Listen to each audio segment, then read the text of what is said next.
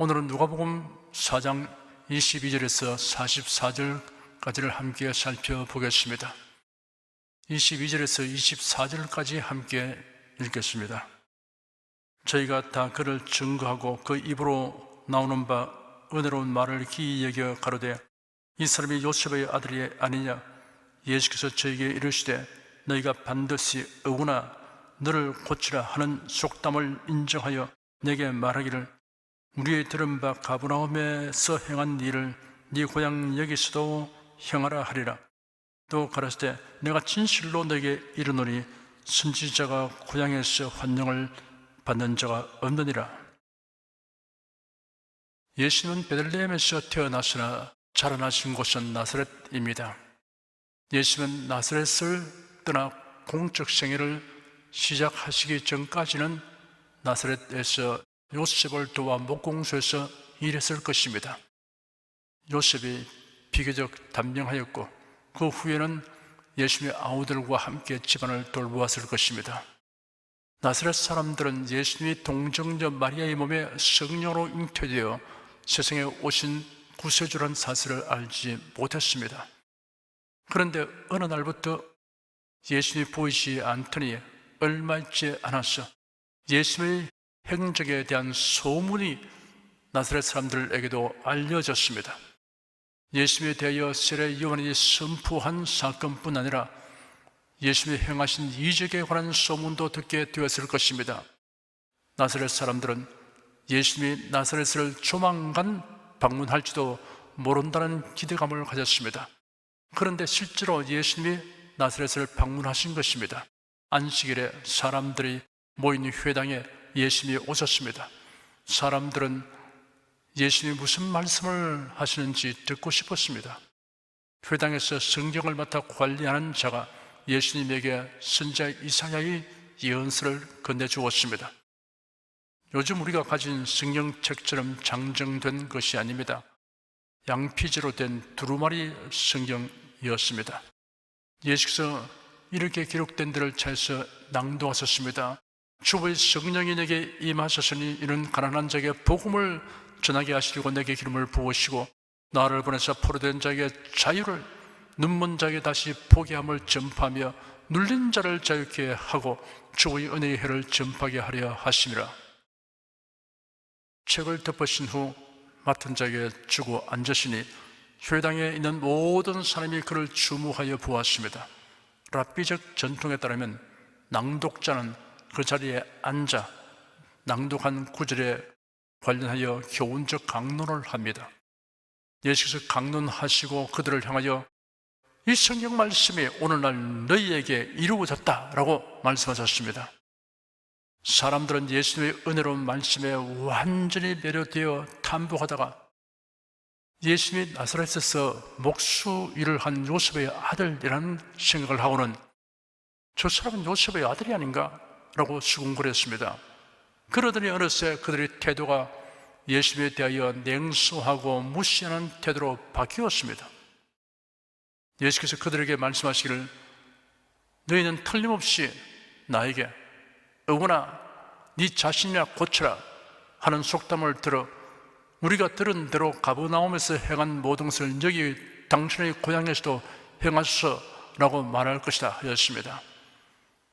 예수님이 조금 전 낭독한 말씀이 예수님에 대한 예언이며 또한 예수님이 메시아라면 가버나움과 다른 지역에서 행한 이적들을 여기 나사렛에서도 행하여 보라고 요구하려는 그들의 속셈을 예수께서 들춰내신 것입니다.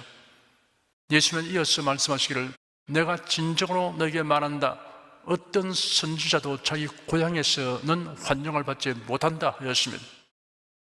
큰 일을 성취한 사람이 자기 고향에 가면 동네 사람들은 그가 어렸을 때를 상기하면서 무시하거나 시기심으로 무시하는 경향이 있음을 지적하신 것입니다. 25절에서 27절까지 함께 읽겠습니다.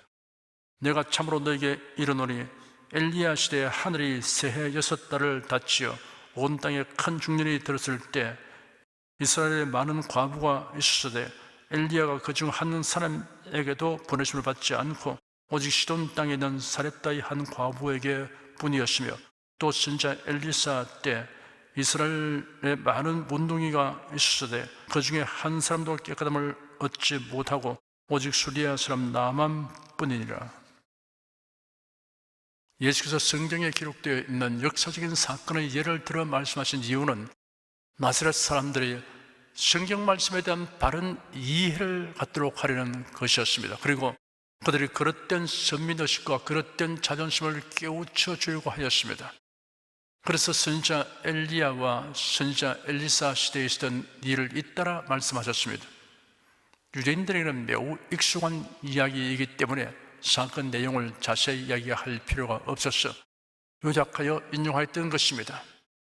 내가 참으로 내게 말하니 엘리야 시대에 3년 6개월 동안 하늘이 닫혀서 온 땅에 기근이 심하게 되었을 때 이스라엘에 많은 과부들이 있었으나 엘리야는 그들 가운데 그 누구에게도 보냄을 받지 않고 오직 시돈 지방 사렙다의 한 과부에게만 보냄을 받았다. 또 선지자 엘리사 때 이스라엘에 많은 나병 환자들이 있었으나 그들 가운데 아무도 깨끗하게 되지 못하고 오직 수리아 사람인 나만만이 깨끗하게 되었다라고 말씀하셨습니다. 새 신자들을 위하여 제가 약간의 설명을 부과하겠습니다. 선지자 엘리야가 활동하던 당시에 아합 왕이 왕후 이세벨의 영향을 받아 온 이스라엘의 바알 신 숭배를 만연시켰습니다. 엘리야 선지자가 아합 왕을 대면하여 이스라엘에 극심한 가뭄이 있을 것이라고 선포하였습니다. 가뭄을 선포한 엘리야는 그릿 시냇가로 가서 숨었습니다. 그곳에서 하나님의 도우심으로 까마귀가 가져다 주는 음식을 먹었습니다. 가뭄이 계속되자 그릿 시내가 말라버렸습니다. 하나님께서 엘리야에게 이방 지역인 시돈에 속한 사라밧으로 가라고 지시하셨습니다. 그곳에 가면 한 과부를 통해 양식을 먹게 하겠다고 말씀하셨습니다. 엘리야가 사라밧으로 가니 한 여인이 나뭇가지를 줍고 있었습니다. 그가 그 여인을 불러 요구하기를 내가 청하노니 그릇에 물을 조금 가져와 나로 마시게 하십시오. 내가 청하노니 빵 한 조각을 내게 가져오십시오 하였습니다. 그러자 그 여인이 말하기를 여호와 당신의 하나님의 살아계심을 두고 맹세하는데 제게는 만들어 놓은 빵이 없고 다만 통에 밀가루 한 줌과 병에 기름이 조금 있을 뿐입니다. 보십시오. 이제 나뭇가지를 2개 주워다가 저와 제 자식을 위해 음식을 만들어 먹고 죽으려 합니다 하였습니다. 엘리야가 그 여인에게 말하기를 두려워하지 말고 가서 당신 말대로 하시오. 다만 먼저 나를 위해 작은 빵을 만들어 내게 가져오고 그런 다음에 당신과 당신의 자식을 위해 만드십시오.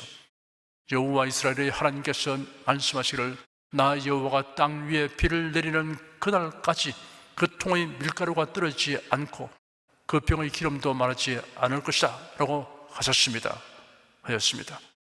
그 과부가 가서 엘리야의 말대로 하였더니 가뭄 기간에 그 통의 밀가루가 떨어지지 않고 그 병의 기름도 마르지 않았습니다. 이 과부는 이스라엘 사람이 아닙니다. 이방 여인입니다. 엘리사 선지자와 관련된 사건은 이러합니다. 아람 나라의 군대 장관 나만이 나병이 들어서 절망에 처했습니다. 이전에 나만 장군이 이스라엘에서 잡아온 전쟁포로 중에 한 소녀가 장군의 아내에게 시중 들고 있었습니다. 이 소녀가 주모에게 이스라엘의 엘리사 선지자는 나만 장군의 병을 고칠 수 있다는 정보를 제공하였습니다. 그래야 나만 장군이 왕의 친서를 가지고 엘리사를 찾아갔습니다. 엘리사 선지자는 심부름꾼을 나만 장군에게 보내어 말하기를 요단강에 가서 7번 씻으시오. 그러면 당신의 살이 다시 깨끗해질 것이오 하였습니다. 나만이 엘리사의 지시대로 행하니 나병이 완치되었습니다. 나만은 이스라엘 사람이 아닙니다. 이방인입니다. 28절에서 30절까지 함께 읽겠습니다.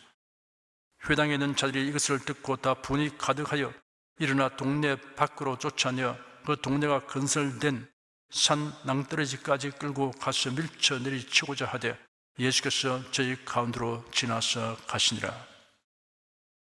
유대인들은 그릇된 선민의식으로 이방인들에 대하여 지나친 우월감을 가지고 있었습니다. 하나님은 아브라함의 자손인 이스라엘 사람만을 돌보시고 사랑한다고 믿었습니다.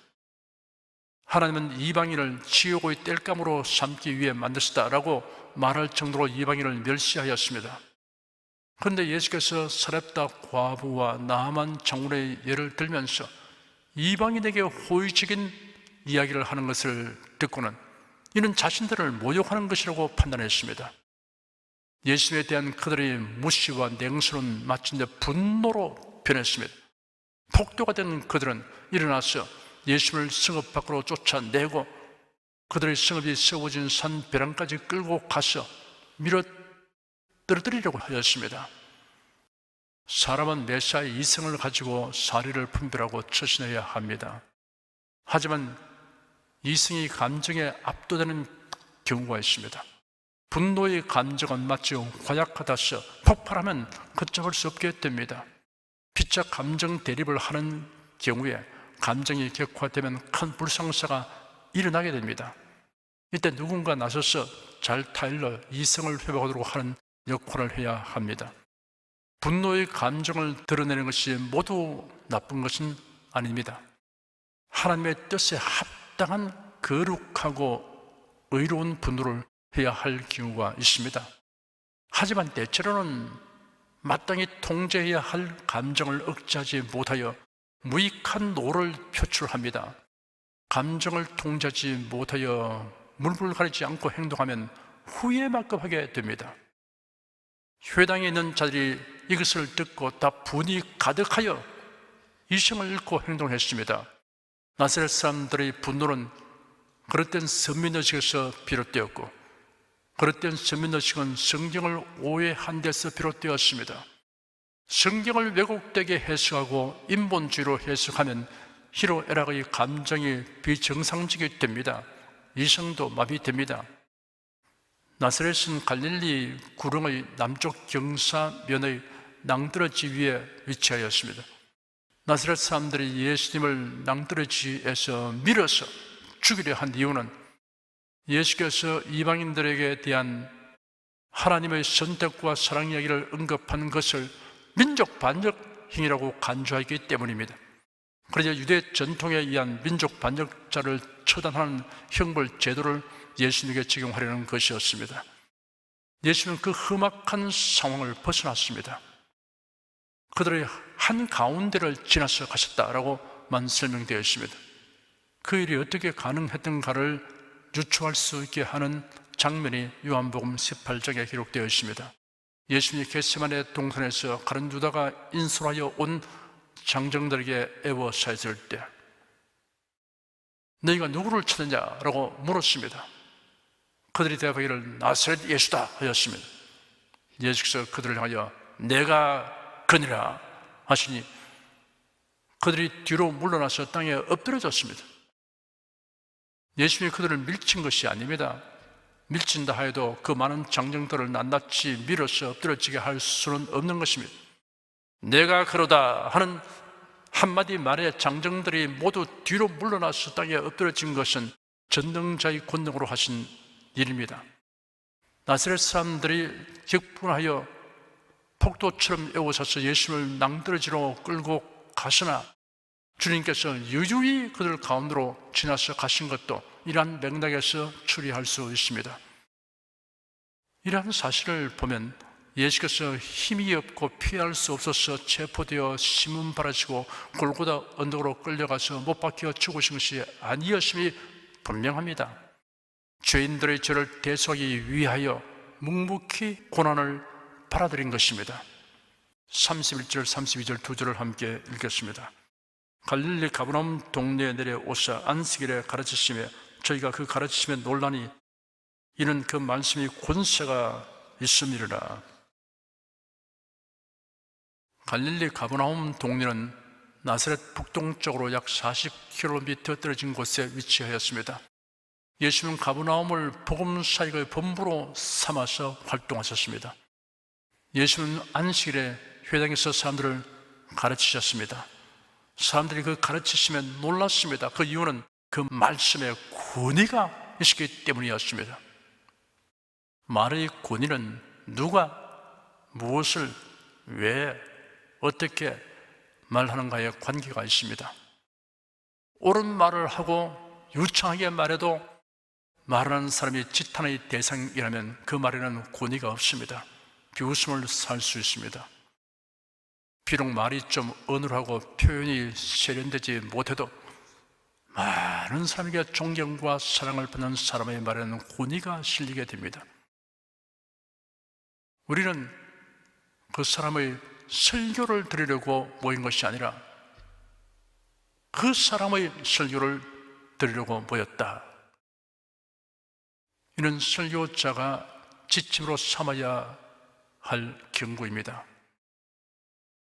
속된 표현, 욕설, 농담 따위는 결코 설교자의 입에 담지 말아야 한다는 충고에 대하여 성경에 보면 선지자나 세례 요한 그리고 예수님도 심한 욕설을 한 적이 있다라고 변명하여 자기 정당화하는 사람이 있습니다.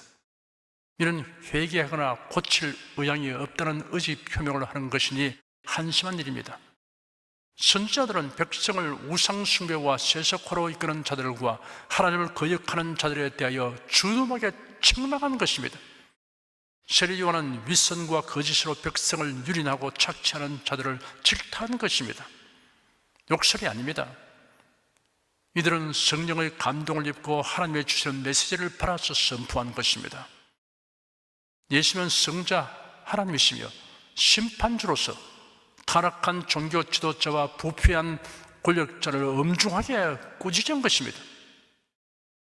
선지자나 세례 요한 그리고 주 예수 그리스도께서 행하신 책망과 질타를 자신의 막말과 동질의 행위라고 주장하는 것은 도를 넘은 경강부회입니다. 불경건과 무리의 극치입니다. 폐일어나고 회개해야 합니다. 설교자는 자신의 사상이나 지식을 가르친 자가 아닙니다. 거룩한 말씀, 생명의 말씀, 구원의 말씀, 십자가의 도를 전하도록 명을 바른 그리스도의 대사입니다.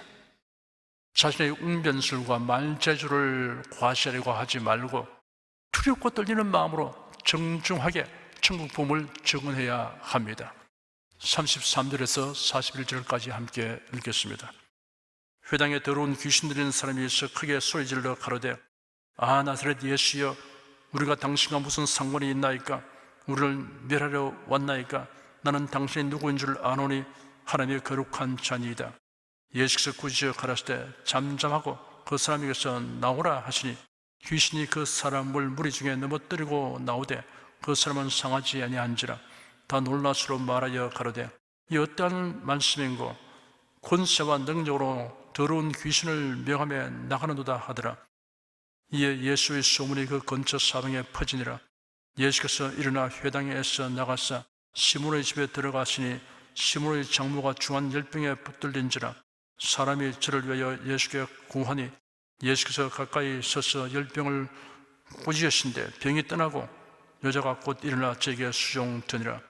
해질 적에 각색 병으로 앓는 자 있는 사람들이 다 병인을 데리고 나오매 예수께서 일일이 그 위에 손을 얹어서 고치시니 여러 사람에게서 귀신들이 나가며 소리질러 가로되 당신은 하나님의 아들이니이다.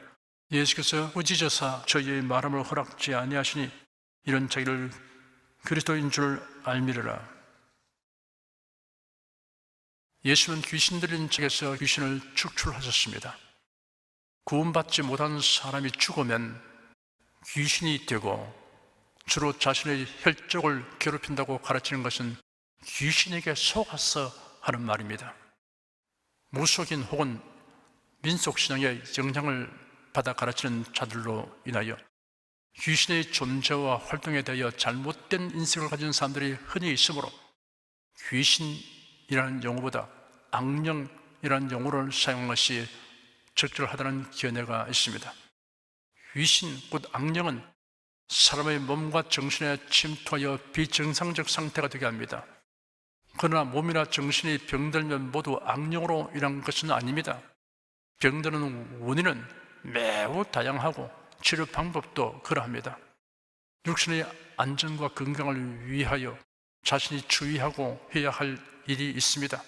건강에 관련하여 육체와 정신은 상호 영향을 미칩니다. 잠언서에 기록되기를 무릇 지킬 만한 것보다 더욱 네 마음을 지키라. 생명의 근원이 이에서 남이라.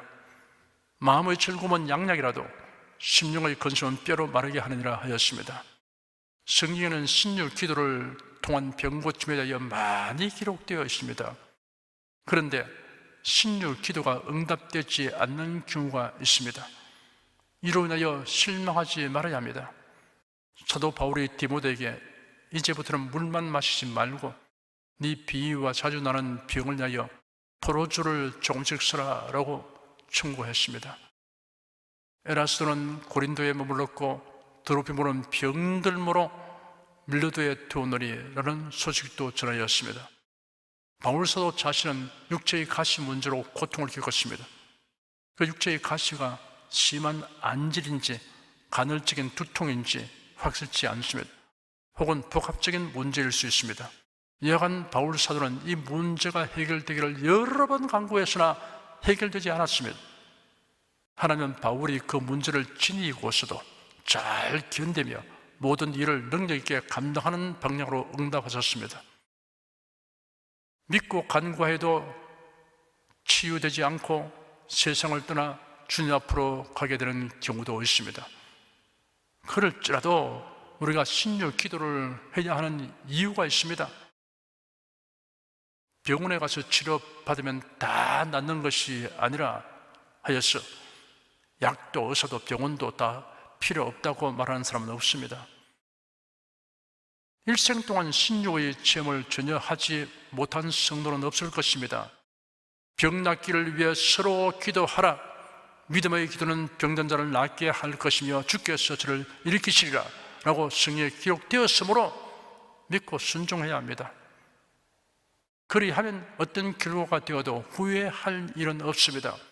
자신의 불신이라 구하지 않아서 이러한 결과가 아니므로 우리의 이해를 초월하는 하나님의 섭리로 받아들일 수 있습니다.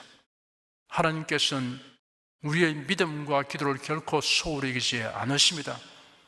지금은 우리가 다 알지 못하는 것이 많지만 주님 앞에 서는 날에는 하나님께서 선하신 손길로 인도하셨음을 우리가 알게 될 것입니다. 그리스도인은 매사에 최선을 다하고 힘써 기도하면서 최종 결과는 하나님께 맡깁니다. 우리를 위하여 독생자를 주신 하나님, 우리를 위하여 십자가에 못 박혀 죽으시고 천국을 예비하시고 우리를 데리러 오신 예수님께 맡긴다는 사실을 기억해야 합니다. 하나님은 이런 성도를 귀하게 여기시며 결국은 부끄러움을 당하지 않도록 섭리하십니다. 우리가 세상에 머무는 날은 영원한 천국에서의 삶에 비하면 잠시 잠깐에 불과합니다. 예수께서 시몬의 집에 들어가시니 시몬의 장모가 중한 열병을 앓고 있으므로 사람들이 시몬의 장모를 고쳐달라고 예수님께 간청하였습니다. 예수께서 가까이 있어서 열병을 꾸짖으시니 병이 떠나고 즉시 일어나서 그들의 시중을 들었습니다. 예수께서 열병을 꾸짖었습니다. 예수께서 바람과 바다를 꾸짖어 아주 잔잔하게 하신 기사도 마태복음 8장 26절에 기록되어 있습니다. 예수님은 창조자이십니다. 모든 피조물에 대하여 명령하실 수 있습니다. 시몬의 장모는 완전히 회복되어 즉시 시중 들었습니다. 우리가 주님의 은혜로 영육 간의 회복을 경험하게 되면 주의 일에 더 힘써야 합니다. 사람들이 안식일이 끝나기를 기다렸다가 해질 적에 병든 자들을 데리고 나오니 예수께서 일일이 그 위에 손을 얹으시고 고치셨습니다. 예수님의 사랑과 능력을 깊이 체험하도록 배려하신 것입니다. 여러 사람에게서 귀신들이 나가며 당신은 하나님의 아들입니다 라고 소리 질렀습니다. 예수께서 귀신들이 말하는 것을 꾸짖었습니다. 42절에서 44절까지 함께 읽겠습니다.